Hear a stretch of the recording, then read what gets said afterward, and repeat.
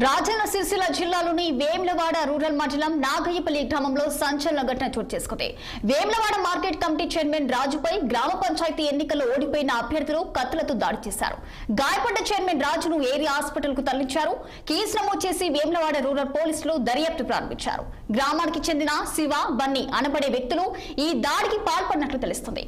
సమాచారం తెలుసుకున్న స్థానిక ఎమ్మెల్యే ప్రభుత్వ ఆది శ్రీనివాస్ చైర్మన్ రాజును ఆసుపత్రిలో పరామర్శించారు.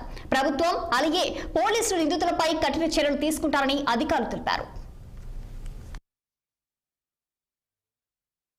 ఎలక్షన్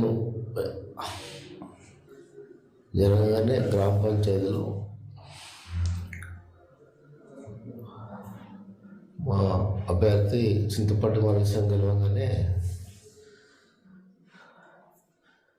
లోపల గ్రామ పంచాయతీ లోపల నుంచి బయటకు రాగానే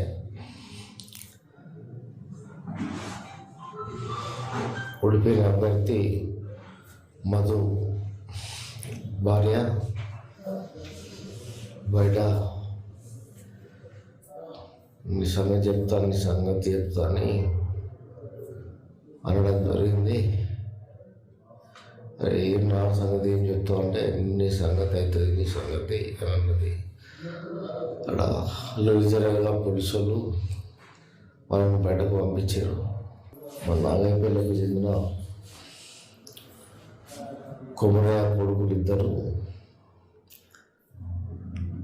దిగమని చెప్పి నేను దిగుడుతోటే